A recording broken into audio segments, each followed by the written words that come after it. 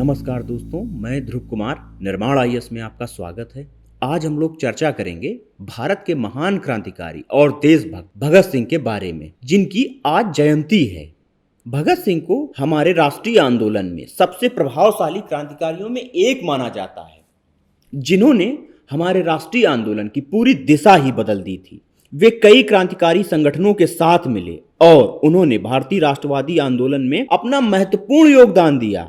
भगत सिंह जी का जन्म 27 सितंबर 1907 को लायलपुर जिले के बंगा में हुआ था, जो इस समय पाकिस्तान में पड़ता है। इसके अलावा उनका पैतृक गांव खड़कल कल्ला था, जो पंजाब अर्थात वर्तमान भारत में है। उनके जन्म के समय उनके पिता किशन सिंह और चाचा अजीत सिंह व स्वर्ण सिंह जेल में थे। उन्हें 1906 में लागू किए गए औपनिवेशिक विधेयक के खिलाफ प्रदर्शन करने के आरोप में जेल में डाला गया था। उनकी माता का नाम विद्यावती था। भगत सिंह का परिवार एक आर्य समाजी सिख था। भगत सिंह करतार सिंह सराभा और लाला लाजपत राय से अत्यधिक प्रभावित थे और लाला लाजपत राय के लिए ही उन्होंने सैंडर्स की हत्या की थी, क्योंकि लाला लाजपत राय पर ब्रिटिश ने लाठियों से अमानवीय अत्याचार किया था। अजीत सिंह के खिलाफ 22 मामले दर्ज थे, जिसके कारण वो ईरान पलायन करने के लिए मजबूर हो गए। उनका परिवार गदर पार्टी के समर्थकों में था और इसी कारण से बचपन से ही भगत सिंह के अंदर देशभक्ति की भावना थी। भगत सिंह ने अपनी 5वीं तक की पढ़ाई गांव में ही की और उसके बाद उनके पिता किशन सिंह ने दयानंद एंग्लो वैदिक हाई स्कूल लाहौर में उनका दाखिला करा दिया। भगत सिंह बहुत ही छोटी उम्र से महात्मा गांधी से प्रेरित थे और इसी की वजह से असहयोग आंदोलन में उन्होंने बढ़ चढ़कर हिस्सा लिया था। लेकिन जब असहयोग आंदोलन को गांधी जी ने वापस ले लिया तो अन्य बहुत सारे क्रांतिकारियों की तरह भगत सिंह भी अत्यंत निराश हो गए और इसी वजह से वो क्रांतिकारी धारा की ओर मुड़ जाते हैं। यदि हम बात करें भगत सिंह जी की विचारधारा क्या थी, तो लोग आमतौर पर भगत सिंह जी को वामपंथी कहते हैं, लेकिन किसी की व्याख्या मानने की जरूरत नहीं है हमें। इसके लिए आवश्यकता यह है कि हम भगत सिंह के ओरिजिनल साहित्य को पढ़ें, उनके लेखों को पढ़ें और उनकी डायरियों को पढ़ें। भगत सिंह ने अपनी पार्टी का नाम हिंदुस्तान रिपब्लिकन एसोसिएशन से बदलकर हिंदुस्तान सोशलिस्ट रिपब्लिकन एसोसिएशन कर दिया था। इसका मतलब है कि वे समाजवाद से प्रेरित तो अवश्य थे, लेकिन भगत सिंह के बारे में यह भी कहा जाता है कि उनका समाजवाद, कि हमें समाजवाद की प्रेरणा के लिए रूस या किसी अन्य देश की ओर देखने की जरूरत है, बल्कि उनका समाजवाद भारतीय भूमि से प्रेरित था।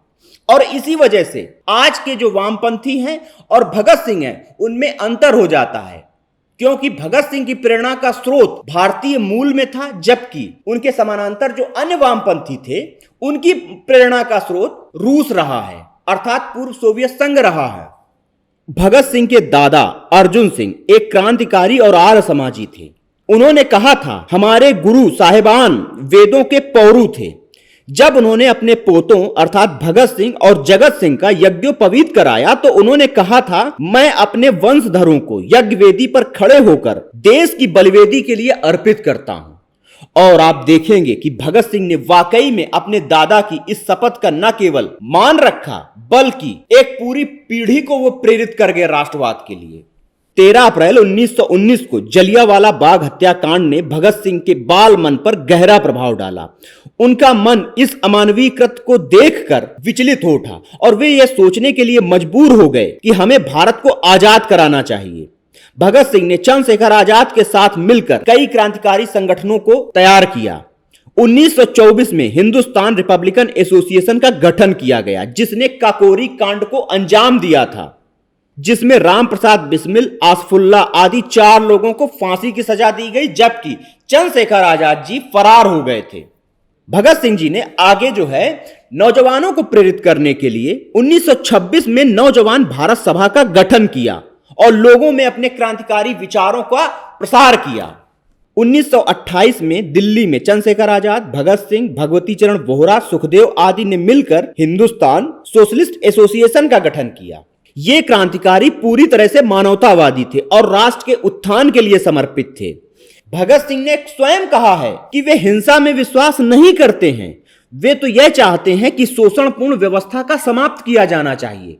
ब्रिटिश के द्वारा जो भारत का शोषण और अत्याचार किया जा रहा है वह खत्म होना चाहिए। आगे साइमन कमीशन के विरोध में जब लाला लाजपत राय की ब्रिटिश अत्याचार से मृत्यु हो गई तो इन क्रांतिकारियों ने सैंडर्स की हत्या कर दी। वह पब्लिक सेफ्टी बिल व ट्रेड डिस्प्यूट बिल के विरोध में भगत सिंह व बटुकेश्वर दत्त ने सेंट्रल लेजिस्लेटिव में बम फेंका, जिसका उद्देश्य किसी को मारना नहीं था बल्कि बहरों को जगाना था। लाहौर षड्यंत्र के मामले में भगत सिंह, सुखदेव, राजगुरु को फांसी की सजा सुनाई गई और बटुकेश्वर दत्त को आजीवन कारावास दिया गया। अब यदि हम बात करें भगत सिंह के बारे में तो भगत सिंह पूरी तरह से नास्तिक थे, लेकिन इसके बारे में भी हमें डिटेल में जानने की आवश्यकता है और इसकी जानकारी हमें भगत सिंह के लेख मैं नास्तिक क्यों हूं से मिलती है। उनकी नास्तिकता पूरी तरह से भारतीय दर्शन और भारतीय मिट्टी से पनपी हुई थी, जिसने चारवाक भगवान बुद्ध को जन्म दिया था। उनकी नास्तिकता पश्चिम से आयातित नहीं थी। जिस प्रकार भगवान बुद्ध ने ईश्वर और सृष्टि के बारे में प्रश्न उठाए थे और आत्मा को नकार दिया था, उसी प्रकार भगत सिंह ने भी हिंदू धर्म के साथ सभी पंथों पर सवाल उठाया है। आप लोग उनका मैं नास्तिक क्यों हूं का लेख गूगल से डाउनलोड करके पढ़िए, वो अद्भुत ज्ञान का लेख है और हमें भगत सिंह के बारे में जानने के लिए बहुत सारी जानकारी मिलती है उस लेख से।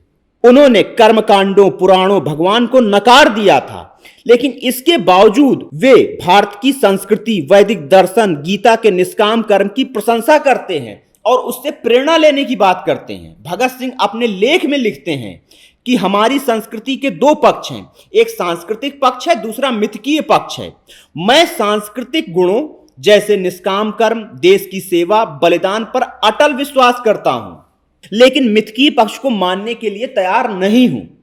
वे आगे लिखते हैं, मैंने किसी स्वार्थपूर्ण इरादे के बिना, इहलोक या परलोक की चिंता किए बिना अनासक्ति भाव से देश की आजादी के लिए अपने जीवन को अर्पित कर दिया है। तो इस तरह हम कह सकते हैं कि उनका यह विचार पूरी तरह से भारतीय चिंतन परंपरा से ही प्रेरित था, क्योंकि हमारी संस्कृति में यह बताया गया है कि ईश्वर पर सवाल उठाया जा सकता है और इन क्रांति के सपूतों ने हमारी भारतीय संस्कृति से ही प्रेरणा लेकर अपने जीवन का देश के लिए बलिदान कर दिया। इसके साथ ही इन क्रांतिकारियों के पास सर्वाधिक आर्य समाज और विवेकानंद का साहित्य भी पाया जाता है। इस प्रकार हम कह सकते हैं कि ये हमारे देश के सच्चे सपूत थे। हमारी ओर से भगत सिंह को सत सत नमन।